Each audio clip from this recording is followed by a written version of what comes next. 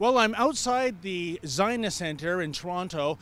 Kevin J. Johnston, who has been charged with hate speech, he's about to go in and give a speech himself on what happened to him. As you can see, there's a lot of JDL people here. The reason for that, folks, is that Antifa was making all kinds of noise on social media saying they were going to come here and disrupt things. Once again, when there's a force to oppose Antifa, and let's not call them Antifa, there is no anti, they're just fa, they're fascists. Well, they just don't bother showing up, or they take one look and they keep driving down Marley Avenue. In any event, there's no fireworks outside. We'll see what's going to happen inside when Kevin J. Johnston takes the podium. So Kevin could speak to us, but remember, he's very limited what he can say. There's no disclosure for the public to know what he's charged with, what Kevin is charged with exactly. It's a big surprise. First they're coming after Kevin, then they're going to come after others. There is an argument that many Muslim reporters, if we can call them that, are continuing to state, and that is hate crimes against Muslims have doubled since 2012. Now, Stats Canada keeps pretty decent stats on some of this stuff. They may get worse in the future, but in 2012, there was a reported 45 hate crimes against Muslims in the entire country of Canada. And in 2014, there were 96. So, yes, it doubled, but there were fewer than 100 hate crimes against Muslims in Canada in the year 2014. However, against Jews, it went up 5 times in that same span, and against blacks, it went up 4 times. So please, you tell me what the problem is. It is not Islamophobia, which does not exist, I might add. It is certainly anti-Semitism. And racism, let's call it that. People will always state that folks that talk about Sharia law being here, that we're wrong and, you're just making stuff up. Oh, you're just paranoid. And then, of course, the beer, right?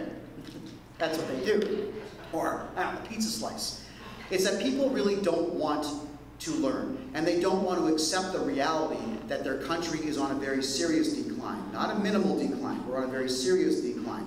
However, if you do take the time to engage in adult conversation, where it's debate and it's civil discourse across the table, you then get to explain to people that you're in your 40s and 50s and you're making less than 20 bucks an hour, you're stressed out all the time because these 20-year-olds are telling you that you're wrong, that you can't have opinions and your clothing sucks and you're racist because you sneezed while a black man and you're white was speaking. Oh, you're racist, better not do that.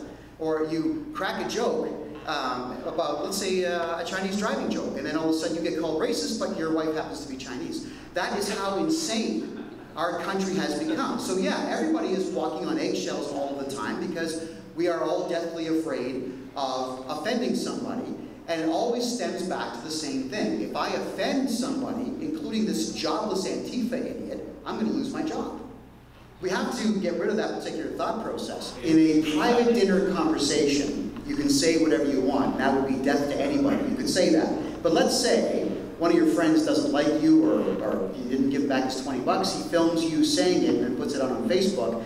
Now it's hate speech under 319. So that is a problem. When we have laws like 319, the fine line is not what do you say and what do you not say. It's just, has it been said in a public forum through a media device or through the media itself. That's it.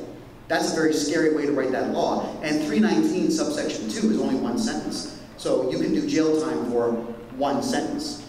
There is one law for everybody when you have strong leadership in your nation, which we have not had for a very long time. In fact, we don't even have leadership in Canada. We've got a bunch of chickens hopped up on LSD running around that room in Ottawa, just cackling, and really the only thing that they're all cackling is racist, racist, that's all it is. It's horrible. So with leadership, it would happen that everybody abides by the same law. Since the Liberal government got in, since jihadi Justin Trudeau got in, we have seen somebody who is very inwardly focused, walks around the country taking selfies, and is allowing everybody else who wants to dictate terms on law to dictate those terms on law. We have unfortunately been convinced in this country that our feelings matter. So we have laws now that state that, well, your feelings can't be hurt.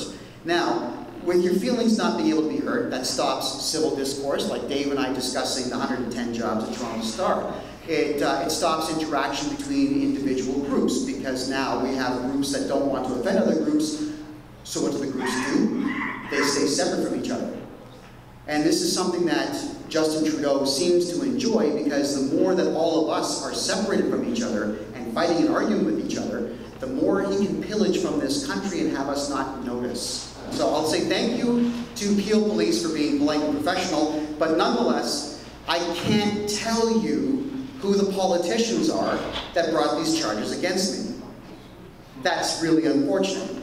What I can say, though, is that there is a specific political party that has a few constituents, a few members of parliament and MPPs in Mississauga, Brampton, Caledon, who do not want me to run for a specific municipal position next year in 2018. This isn't going to work. I'm running anyway. Well, there you have it, folks. The curious thing about the Kevin Johnston hate speech trial is the lack of disclosure. We're still at a loss to explain exactly what offended the people that have pressed these charges against them. But there's two other things as well. One is the double standard. Why is it that so many imams can preach death to identifiable groups, i.e. Jews and infidels, and yet charges by the state are seldom if ever pursued? And secondly, there is an insidious unspoken strategy at play as well, and that is the fact that if and when Kevin Johnston beats these charges, you know he's going to be served with a six-figure bill for his legal fees. He may win the legal battle, but economically he's going to be penalized. The unspoken message here by the state is, if you like freedom of speech, well, it's not going to be free. In fact, it's going to be very expensive indeed. And that's a dirty shame. For the Rebel.media, I'm David the Menzoid Menzies. Like what you just saw? Then click subscribe below and never miss another Rebel video.